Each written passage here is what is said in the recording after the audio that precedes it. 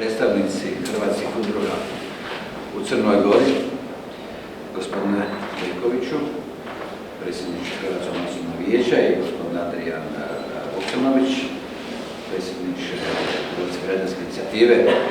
Jako dobro surađujemo već od prvih trenutaka, kad sam ja postao ministar. Naravno, želio bih upoznati i druge udruge. Hrvatsko nacionalno vijeće je krovna udruga u Crnoj Gori. Ja sam danas, evo jučer i danas u Crnoj Gori. Drago mi je da sam tu, a istina, jako povod baš nije tužnim povodom.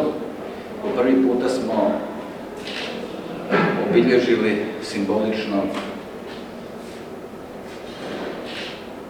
stradanje ljudi, civila iz Dubrovačko-neretvanske županije u Morinu, zloglasni logor, kako sam rekao, koji je bio centar za prihvat zarobljenika, zapravo je bio ubojilište, gdje se prema ljudima nečovječno postupalo, protivno svim konvencijama o međunarodnom pravu. Ljudi su bili ponižavani, bili su izloženi torturama. Podsjetio sam zapravo svakog od nazočnih da se barem na trenutak stavimo u kožu tih ljudi, u sudbine tih ljudi, da osjetimo barem neki način boli i težinu zapravo od 3. listopada 1991. godine pa do kraja kolovoza 1992. godine. Teško je to bilo u gradu. Ti objekti su skriveni od javnosti. Znači, u mirnim gradovima i Kotoru i Herceg-Novom odvijao se život normalno, a negdje na strani su ljudi bili mučeni, izgladnjivani, tučeni, bijeni, dvojica su čak i podlegla od tim torturama. Ono što mi je jako drago, dakle, jako je tužno, bilo je to potresno, dirljivo, da smo te vijence i cvijeće, odnosno svijeće, upalili sam zajedno sa crnogorskim kolegom Đorđom Radomovićem, što je bio zapravo znak i potvrda da Crna Gora prizna taj zločin. Nisu naravno narodi sudjelovali u tome, nego instrumentalizirani pojedinci od isto tako nalogodavaca, nalogodavnih struktura takozvane Jugoslavenske narodne armije. 4 osobe su procesuirane, to su bili odlični stražari, međutim, mi ne znamo još tko su nalogodavci, sigurno da obitelji onih koji su bili zlostavljani, jer mnogi su pomrli neposredno nakon dolaska kući, od batina, od silnih tih rana.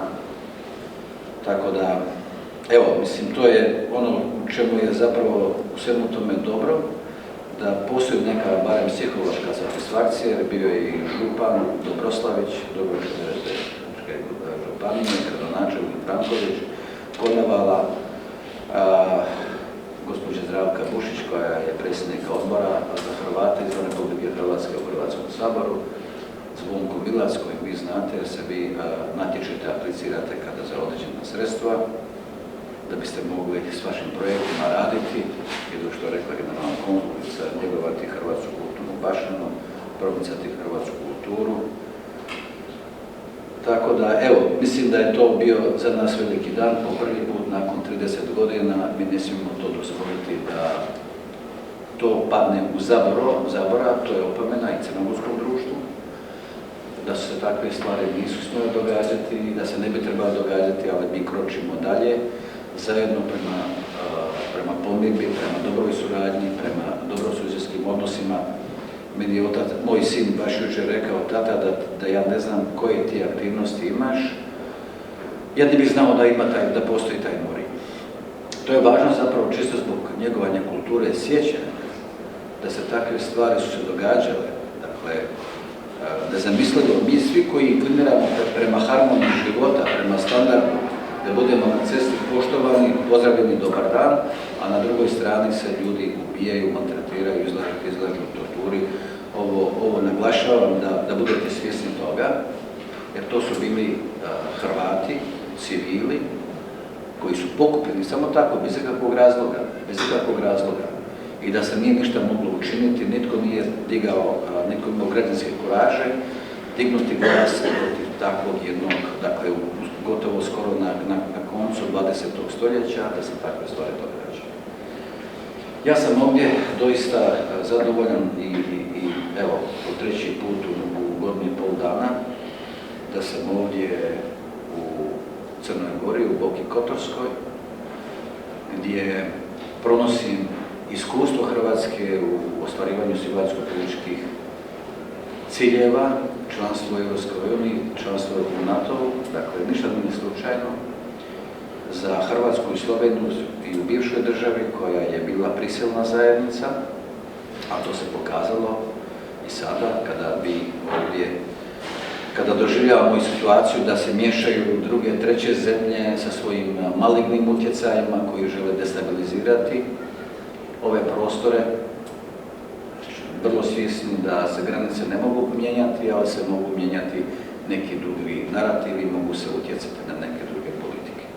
Mi Crnoj Gori kao maloj državi, državi koja ima svoj ponos, mi nikada nismo imali s Crnom Gorom ružnih ili tamnih stranica u našoj povijesti. Ja sam danas naglasio kad smo imali minutu šutnje, koju je gospodin Deković, dakle njemu zahvaljujem ovdje, mi smo bili u kontaktu cijelo ovo ljeto, na vrućem telefonu, gospodin Deković i gospodin Vuksanović.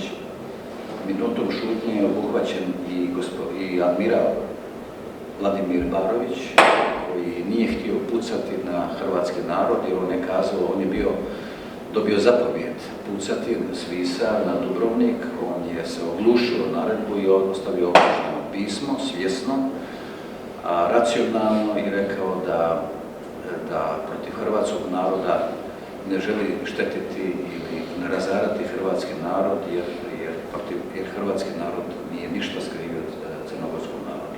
To je jedan lijepi, svijetli primjer hrabrosti, odvažnosti, ljudskosti i zapravo svega onoga što bismo mi željeli vidjeti u nama, u našim bliskim, našem prijatelju, susjedu, bliskom, dakle bližnjem, svom bližnjem, ono što mi kao kršćani učimo. Međutim, svijet je takav, sad kad nažalost postoji dobro, postoji zlo, zato postoje institucije, bi trebale i predanost miru, predanost ljudskim univerzalnim vrijednostima koje će zaustaviti, institucijama koje će spriječiti utjecaj loših politika, loših primjera, loših napora, jer takve politike mogu dovesti u propast cijeli međunarodni, cijeli svjetski poredak. Vi ovdje ste zapravo jedna prekrasna, ja bih rekao, kulturološka minijatura. Hrvatska nikada nije ulazila u povijest, nikada se nije bavila povijesnim revizionizmom.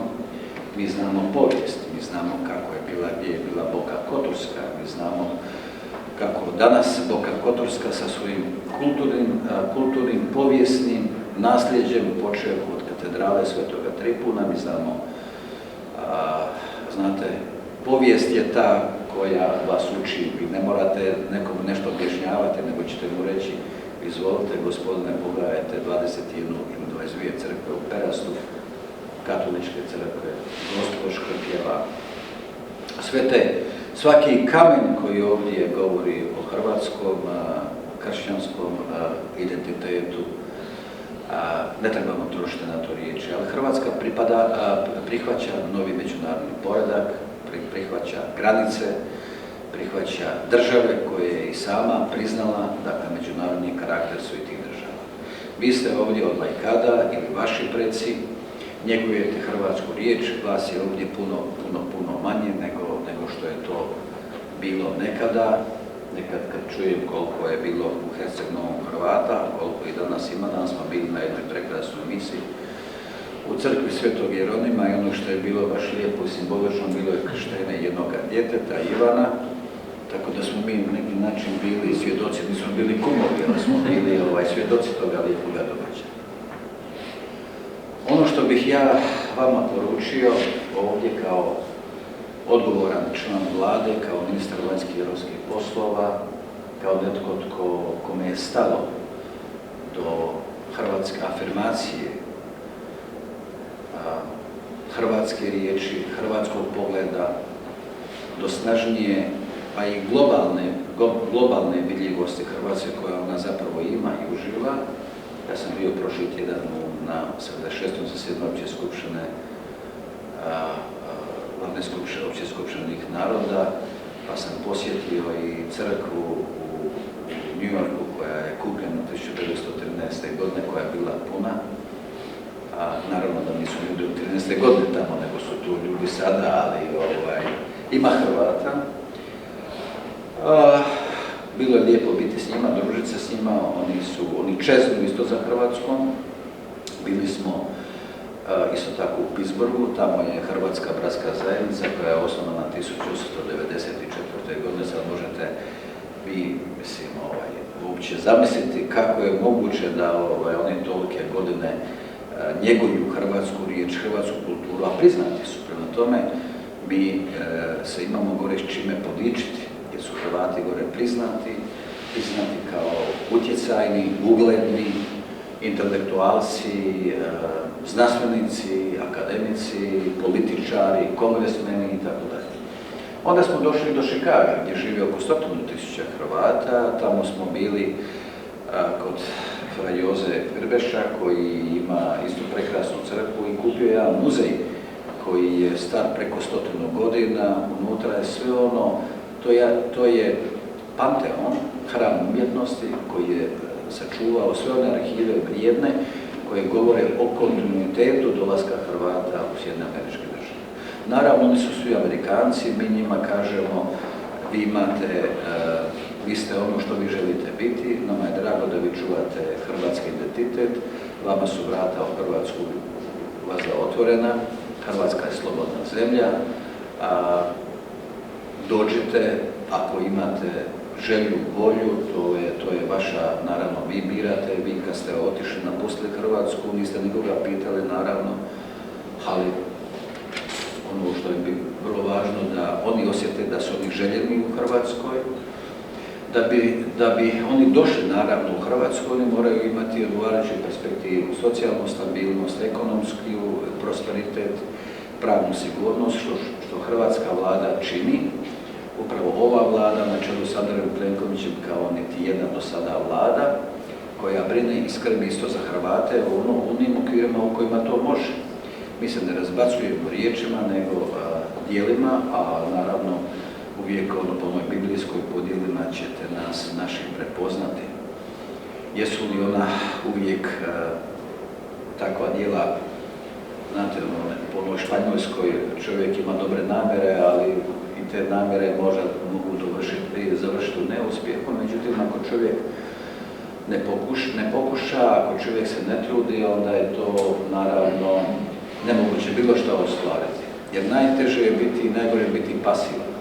To vam je 0 plus 0 je vazda 0, a 0 plus 1 može biti i 2, može biti 3 i tako dalje. Ovisi koliko vi, kojom snagom, željom i voljom radite. Koje su ambicije, morate imati ljubavi, morate imati srca. Naravno da su nekako, po meni su dvije stvari ili dvije karakteristike koje upisuju zapravo čovjeka. To je strpljenje kada nemaš i ponašanje kada imaš. Naravno da strpljenja uvijek čovjeku treba i čovjek bi nekad odustao. A onda kada čovjek izgubi strpljenje, pa kada bi možda odustao, onda je dobro pogledati unazad pa se preispitati pa kako sam Bože tako dugo izdržao. Neka to onda bude motivacija za dalje. Dakle, izdržimo. Izdržimo ovdje, meni je drago da ste vi ovdje okupili. Ono što recimo u hrvatskim društvima je najčešće slučaj, to je vjerojatno moguće i kod ne samo kod drugih naroda, to je jedna fragmentiranost, gdje god sam bio i po Njemačkoj, tamo imate 500.000 Hrvata, znate, malo Hrvata, puno tih zajednica, udruga i tako dalje. Kad čitate udruga za ovo, za ono, koliko ima članova, vrlo malo. Dobro, to je demokratsko pravo, naravno, ali ako želimo nešto postići, onda moramo na neki način stvoriti jednu platformu djelovanja, platformu djelovanja, dakle moraju imati cilj. Ako nam je cilj ovdje očuvati hrvatski identitet, kulturni, jezični, poštovanje, a ja uvijek ovdje ističem, znači, Boku Kotorsku, Crnu Goru, općenito, Hrvate, znam da ima netko i udruga isto tako iz Podgorice, ali Boku Kotorsku, zaljev hrvatskih svetaca, dakle, Boku kao jednu, profesorica Vlada Babić-Galić je proljetos održala jedan znanstveni skup, bili smo ovdje pa smo isto imali Božinu Brodom i tako, ona je isto podrijetlom odavde to. Mi puno toga radimo da unesemo u kurikulum, znači obrazovni svijest o tome gdje je Bog. Naša djeca ne znaju, nemaju dovoljnu edukaciju o tome. Evo kažem, moj sin da nije znao, iako još je on zainteresiran, ali nije znao Mourinho dok nije pročitao, dok mu ja nisam rekao, dok nije vidio i dok mu ja nisam pokazao govor, ja sin imam 2 govora koji ću sigurno pročitati i tako dalje. To mi je jako važno. Savjetovati se sa svojim najbližim suradnicima, s obitelji, jer ovdje sam, kad sam dolazim s promišljanjem, a ne da bih ja generički odradio neki stereotehnički susret, nego ovdje je danas meni bilo jako potresno, bio sam jako dirnut i nije mi bilo lako, a onda sam vidio kod predstavnika logoraša, koncentracijskih srpskih logora koji su bili iz Dubrovnika, oni su bili posebno potreseni. Za nekoga to može biti vrlo kobno, znate, ljudi su danas osjetljivi, vi ne znate zapravo kako možete utjecati na stabilnost zdravstvenu čovjeka. Kad se sjetite, ja je rekao, no ne može vjerovati da je to bilo prije 30 godina, danas je bio prvi put. Ono što vam želim reći, poručiti, mi živimo u jednom svijetu punih izazova.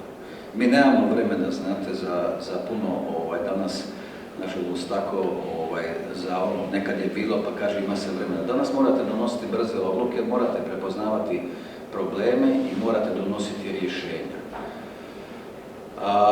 Nama je drago ovdje da vas ima. Ono što bih vas zamolio, nama je, dakle, hrvatska vlada podržava rad Hrvatskog nacionalnog vijeća kao krovne udruge. Naravno, svatko neka radi podržavamo svaku udrugu koja radi u hrvatskom interesu, koja radi na zaštiti hrvatske kulture, koja aplicira za projekte koji mogu pridonijeti razvoju, koji mogu pridonijeti još da mi privlačimo druge k sebi. Ono što ću u sljedećem razdoblju, što sam predložio, molit ću gospodina Dekovića, kao predsjednik Hrvatskog nacionalnog vijeća, gospodina Vuksanovića, s obzirom da je isto surađujemo Hrvatska građanska inicijativa. Vi ste bili vrlo aktivirani, bili ste član parlamenta Crnogorskog, što želimo da budete, i danas sam ja rekao Raduloviću, vi, ja ne znam ili ima neka druga, ili ima, ali vi ste zapravo puno pridonijeli. Mi podržavamo, dakle i mi kao Hrvatska demokratska zajednica i Hrvatska vlada, podržavamo vaše djelovanje. Mi smo ljetos puno radili na tome kada je bilo isto tako, reagirali smo kad su bile vama isto tako upućene prijetnje zbog vašeg djelovanja. Osudio je to i Đorđe Radulović, ministar. Mi smo imali problem sa imenovanjem bazena u Kotoru. Po Zoranu Globčeviću nemamo ništa protiv da je on bio vaterpolist. I to najbolji, možda ponajbolji, ali svakako nismo bili za to da se netko tko je bio stražar u Mourinhu zloglasnog govora da se po njemu zove bilo šta u gradu Kotoru, koji podsjeća zapravo na jedno vrijeme. Dakle, to je nečasno vrijeme za svakog onog koji je bio stražar, međutim nismo mi u tom uspjeli, naravno, smo naglasili zapravo da se to razmotri, da se preispita ta odluka, naravno ona leži, dakle, na savjesti lokalne samouprave. Čak i ministar vanjskih poslova Radulović pokušao utjecati, međutim izvršna vlast, ali međutim njegova današnji sudjelovanje u ovoj komemoraciji, polaganje vijenaca i paljenje svijeća i njegov govor potvrđuje činjenicu da je odluka Gradskog vijeća Kotora ishitrena odluka. Mi se nadamo da će ta odluka biti razmotrena, jer je to isto tako u bazenu se organiziraju međunarodni susreti. Hrvatski vaterpolo savez je uputio prosvjed, niti jedan hrvatski klub vaterpolo neće dolaziti dok je god taj naziv. Jednako tako i grad Dubrovnik je prosvjedovao, a mi smo još uputili isto međunarodne federacije za vodne športove, a isto tako tu primjedbu da smo dakle, prosvjedovali smo i kod međunarodne federacije. Evo ga, ja bih vama, kažem, toliko kratko rekao. Uvijek, znate ono, kad vam govore i bilo gdje jedinstvo, međutim, nitko od nas ne traži slijepo jedinstvo, ali razboritost, razbor, pamet, mislim u smislu kada radimo, onda radimo zajedno, netko može imati različiti pogled, ali ako je netko osnovao neku udrugu, onda ima nekakav cilj. Nitko to ne radi tako, eto, reda radi, tek tako, nego želi se nešto ostvariti. Onda bih ja, evo, mi možemo sugerirati, naravno, i to je nama je Hrvatsko nacionalno vijeće, krovna udruga, mi isto tako imamo i u Vojvodini, u Srbiji Hrvatsko nacionalno vijeće, znači krovne udruge, oni su dokazali svoj rad, dobar rad, znači to su dokazane, provjerene udruge, krovne organizacije i njima ne treba posebno naglašavati značaj. Mi druge udruge možda slabije poznajemo, ali naravno koliko je vaša ustrajnost, koliko vi želite, to ćete se isto tako naravno dokazati na terenu. Može biti puno udruga, međutim ako udruge ne rade na korist hrvatskoj kulturi i čuvanju hrvatske kulturne baštine, onda, dakle, mi podržavamo svaki onaj oblik koji ide u tom smjeru. Tu postoji Središnji državni ured za Hrvate izvan Republike Hrvatske, vi se možete natjecati za projekte, to sigurno mnogi od vas znaju. Ja sam i prošli put kad sam bio prije 3 mjeseca, mi smo imali u Hrvatskom domu, kod vas je tako susret gospodin Reković. Tako da, evo, godinu i pol dana, meni je baš izuzetna čast i zadovoljstvo da sam opet ovdje sa svojim suradnicima, kolegicama i kolegama. Ovdje što je rekla gospođa generalna konzulica Jasminka Močarević, ja sam bio državni tajnik državnog ministarstva tada, 1999. godine, kad smo mi otvarali ovdje konzulat, onda je kasnije to malo, došla je koalicijska vlast, pa su nastali drugi, pa ste vi bili tamo, sad ste ovdje i tako, ali u svakom slučaju ovo je lijepo zdanje, lijepa zgrada, ovo je prostor, ovo je vaš hrvatski dom. Dakle, doista hrvatski dom, nisu to prazne riječi, nego doista tako to tako mora biti, razumijete? To tako mora biti, bez obzira tko bio generalni konzul, tko bio ministar, tko bio veleposlanik, vi ste ovdje, dobrodošli, ovo je vaša kuća. Evo, ja sam možda malo i poduže govorio, imao sam takav osjećaj da bih trebao govoriti, jer mi je drago vidjeti vas, poslati vam odgovarajuće poruke da budete složeni, i ako nekad uvijek imate netko, znate, netko mi je simpatičan, netko je manje, netko ovo, netko ono, ali ako se čovjek bavi, znate, radom političkim, kulturnim, onda morate nekad biti spremni na kompromise. Nismo ni mi, znate, baš, recimo i u vladi imate svoje kolegice i kolega, ali vi radite na dobrobit u interesu hrvatske vlade, u interesu hrvatske države, u interesu hrvatskih građana koje zastupate.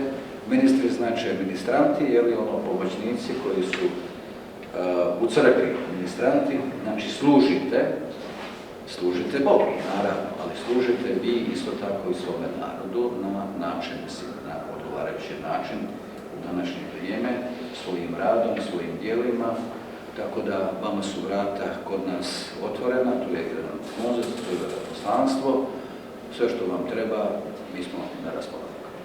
Hvala vam lijepo što ste me ovako dugo malo slušali, jako vrijeme prolazi, sad će doći i biskup, mislim, za 5 minuta. Hvala vam lijepo, gospodine ministre.